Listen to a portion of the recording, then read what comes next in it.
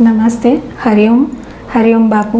मैं सुभानपुरा केंद्र से गीता प्रफुल्ल भाकरे, बड़ौदा, गुजरात।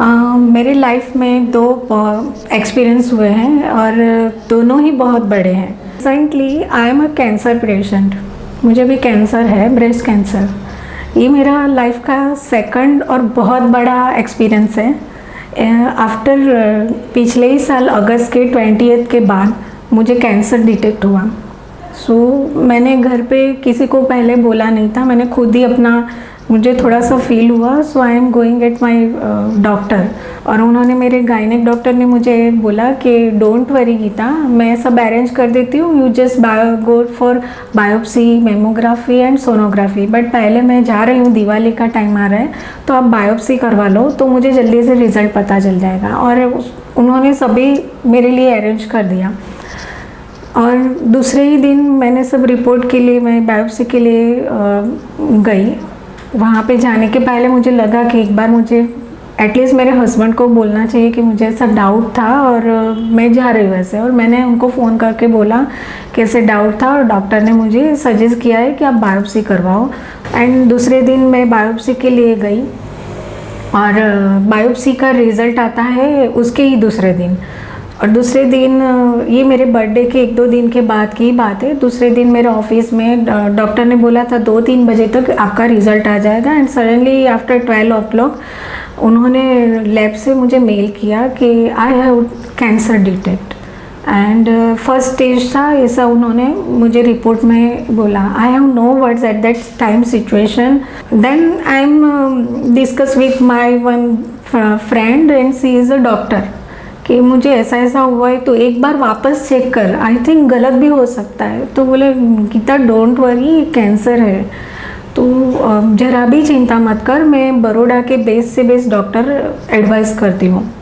मैं जस्ट बैठ गई और मुझे क्या करना है, डॉक्टर का लिस्ट आ गया, 4-5 डॉक्टर बड़े बड़े, सबको कॉल किया मैंने वहाँ से ही, मुझे कब मिलेंगे। कोई डॉक्टर 1 महीने के बाद, कोई 2 दिन के बाद, और वन डॉक्टर जो मेरे बहुत सारे लोगों ने, एक कॉमन डॉक्टर मुझे मिले और उनके वहाँ मुझे अपॉइंटमेंट, मैंने सोचा कि मुझे बड़ौदा से बेस्ट डॉक्टर से वो ट्रीटमेंट करवानी है। और मेरे सामने वही नाम आया, मैं बापू का नाम लेते गई। बोले बापू, मुझे समझ में नहीं आ रहा है कि मैं कौन से डॉक्टर को, क्या अभी ये आया तो हुआ है, बट आई हैव, मतलब उस टाइम पे मैं क्या करूँ, मैं समझ ही नहीं पा रही थी। और मैंने जस्ट हॉस्पिटल में कॉल किया कि मुझे ये डॉक्टर की अपॉइंटमेंट चाहिए। एक्चुअली मैं, I am the first cancer patient कि जो सब ट्रीटमेंट लेने के लिए अकेली ही जा रही थी। तो उसी दिन मेरे फ्रेंड ने बोला कि गीता तो अकेली मत जा, मैं आ रही हूँ आपके साथ और मैं रहूँगी। वहाँ पे मैं गई, केमोथेरेपी चल रहा था, हाथ में बापू की माला थी मेरे, और मैं बापू, मेरे दर केमो में, मैं बेड पे, जब मेरा केमो स्टार्ट हो रहा था यहाँ से, और मैं जितने टाइम तक वो केमो चढ़ता था उतने टाइम तक मैं बापू का माला कर रही थी हर केमो में। वो लास्ट केमो में भी मेरा वही था और थोड़ा हैप्पीनेस भी था कि इतना सारा सहन करने के बाद ये मेरा लास्ट केमो है।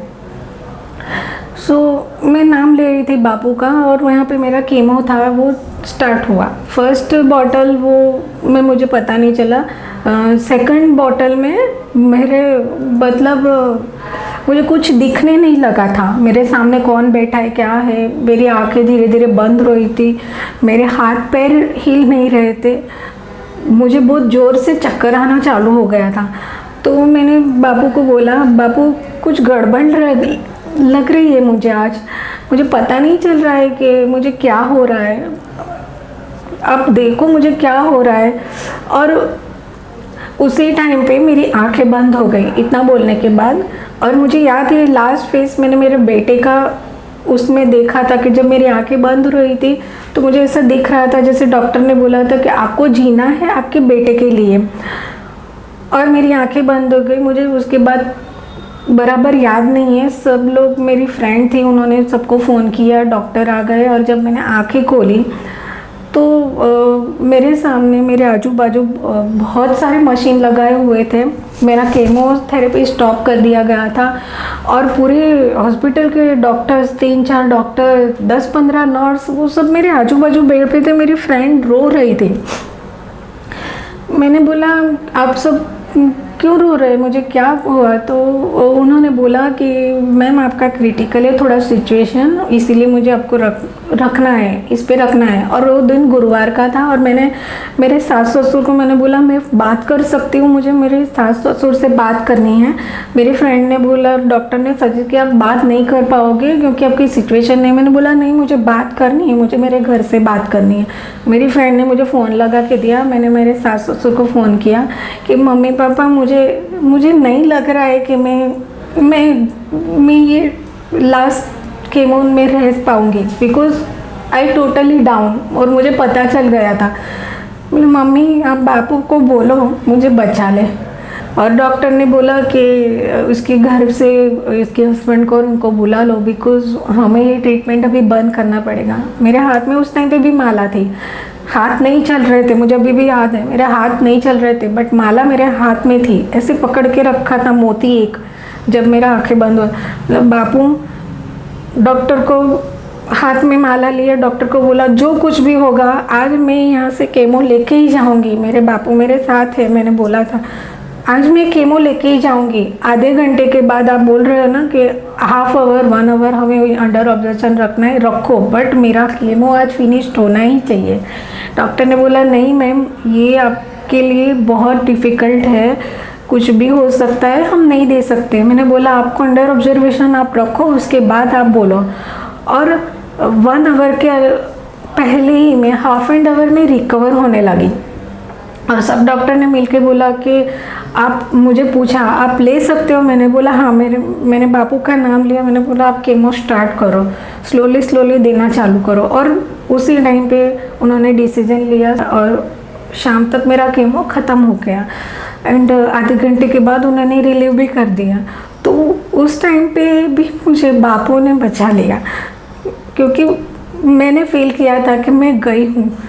मैंने किसी को नहीं बोला है, बट आज लाइव बापू के लिए बोलना है तो मैं बोल रही हूँ कि मैं गई हूँ। उस टाइम पे भी उन्होंने मुझे बचा लिया। फिर मेरा 3rd पार्ट आया रेडिएशन का फर्स्ट डे था।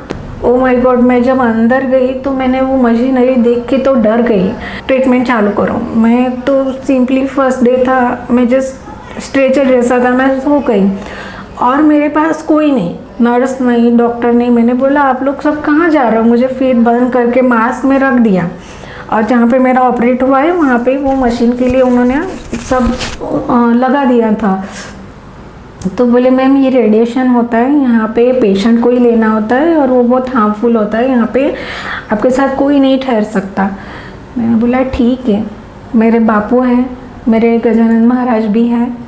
वहाँ पे मैं लेट गई, आंखें बंद कर दिया। मैं बीपी का पेशेंट हूँ, मतलब वो देख के थोड़ा घबरा गई। मैंने मन में ओम मनस सामर्थ्यता, बापू मेरा ये सब स्टार्ट हो रहा है, मैं यहाँ पे लेटी हूँ, बस मेरा ख्याल रखना। और इसी तरीके से मैंने पूरा महीना मैंने अपना रेडिएशन कंप्लीट किया। मुझे बहुत सारे साइड इफेक्ट हुए, सब हुआ, बट हर वक्त हर प्रॉब्लम में मैंने सिर्फ उनका नाम लिया। बापू ये हो रहा है आप मेरे साथ रहो, बापू ये हो रहा है आप मेरे साथ रहो। इवन मुझे कैंसर हुआ तो मैंने मेरी रिपोर्ट भी बापू के वहाँ सुचित दादा को भेजा था कि देखो मुझे, उन्होंने भी बोला कि नहीं ये सब ट्रीटमेंट आपको लेना ही पड़ेगा। और उनके आदेश से ही मैंने ये सब ट्रीटमेंट ली और उनके आशीर्वाद से ही आज मैं यहाँ पे हूँ। बापू का ही आशीर्वाद है और ये मेरे बापू का ही दिया हुआ लाइफ है। आज मेरा ट्रीटमेंट मार्च में ही ख़त्म हुआ है। मैं ऑफिस भी, मतलब कल से मैं ऑफिस भी जाने वाली हूँ। आज मुझे बापू ने यहाँ पे इंटरव्यू के, मतलब मैं दर्शन करने मठ में आई हूँ। मतलब मैं क्या बोलूँ, मेरे पास शब्द नहीं है। और इतनी सारी सिचुएशन में मैं आपको ये भी बोलना भूल गई कि ये सब मैं तो निकाला। मैं एक जॉब करती हूँ, आज 1 साल से मैं कंपनी नहीं गई हूँ। बट आई कांट बिलीव कि जो सर मेरे से बात नहीं करते थे, कभी मैंने उनसे बात नहीं की थी। कंपनी HR हेड, मेरे कंपनी में 7000 एम्प्लॉई हैं। वो एक दिन मेरे घर पे मुझे मैसेज आता है, सडनली ड्रॉप करते हैं कि मैम हम लोग आपको मिलने आ सकते हैं। तो दूसरे दिन वो 2 बॉस मेरे घर पे आए, HR head and manufacturing head. और इस टाइम पे मम्मी पापा और मैं ही घर पे थी और वो लोग सडनली आए। बापू का फ़ोटो था, मैं ऐसे बापू को देख रही थी और वो लोग सामने थे। और उनके मुंह से जो निकल रहा था ना, तो मुझे बिलीव नहीं हो रहा है। उन्होंने बोला गीता आप टेंशन मत लो, आपका कुछ नहीं, आपको जब तक अच्छा लगता है तब तक आप घर पे रहो, आराम करो, आपको कंपनी में आना हो तो मोस्ट वेलकम, नहीं आना है तो भी, वर्क फ्रॉम होम करना है तो भी। सो मैं तो सोचने लगी कि 1 साल होने को आ रहा है मुझे जॉब में, मैं जा नहीं रही हूँ 8-9 महीने, और ये मुझे ऐसा बोल रही। उन्होंने तो कभी मेरे से बात भी नहीं की। तो उन्होंने मम्मी पापा को सामने से बोला कि ये लड़की इतना ऑनेस्टली काम करती है, आज वो नहीं है तो कंपनी में हमें पता चलता है कि वो इतना अच्छा काम कर रही है। और पापा मम्मी को बोला कि सी इज़ द फर्स्ट एम्प्लॉई कि जिसको मिलने के लिए हम लोग घर पे आए हैं। हमने कभी किसी एम्प्लॉय के पास गए भी नहीं है और मिला भी नहीं है, मतलब इसको हम लोग मिल रहे हैं।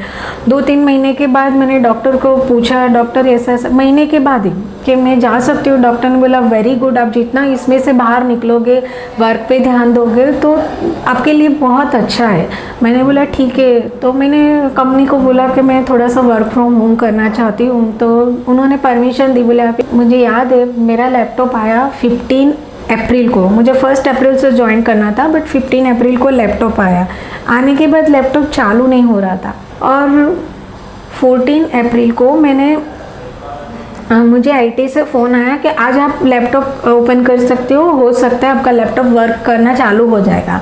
जैसे ही मैंने लैपटॉप ओपन किया तो पहले हमारा काम होता है मेल देखना, मतलब मेरा जो वर्क शेड्यूल है, मैं एसएपी टेक्निकल असिस्टेंट हूँ, तो मैंने सब मेल चेक करने के लिए मेल ओपन किया। और जैसे ही मैंने मेल ओपन किया, first mail I am receiving from my increment. So मैं तो पहले बापू को देखने लगी, मेरे हाथ पैर, मतलब बापू ये क्या है। जैसे लैपटॉप ओपन करती हूँ, पहला लेटर मेरा इंक्रीमेंट का। आई कांट बिलीव कि जो लड़की 1 साल से काम नहीं कर रही उसको कंपनी इंक्रीमेंट दे रहे विदाउट डिडक्शन, कुछ भी नहीं। मेरा मतलब डेजिग्नेशन चेंज हो गया, टेक्निकल असिस्टेंट उन्होंने बना दिया, मेरा मतलब इंक्रीमेंट हो गया, इतना सारा अच्छा प्रमोशन, सब डिपार्टमेंट में हाईएस्ट प्रमोशन दिया है मुझे। मैंने मेरे बॉस को थैंक्स के लिए फ़ोन किया। मतलब एक के बाद इतनी बैड सिचुएशन में भी बापू ने मुझे ऐसा संभाला है, मेरी फैमिली को। मुझे तो मैं बोल ही नहीं सकती हूँ। मेरे बापू मतलब बापू ये मेरे लिए, मेरे मतलब मैं हूँ ना, मेरे ये जो प्राण है ना, वो उनके दिए हुए। मैं उनकी वजह से ही आज आप लोगों के सामने हूँ, उनकी वजह से आज हूँ, और मैं क्या बोलूँ। आई लव यू बापू, थैंक्स बापू। वही मेरे डैड, मेरे माँ बाप, मेरे सब हैं।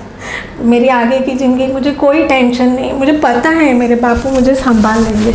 मुझे आगे कुछ नहीं होगा, इतना पॉजिटिव तो मैं हूँ और रहूँगी, क्योंकि मुझे डर नहीं है किसी का। मेरे साथ मेरे बापू है बस। श्री राम अम्बज्ञ।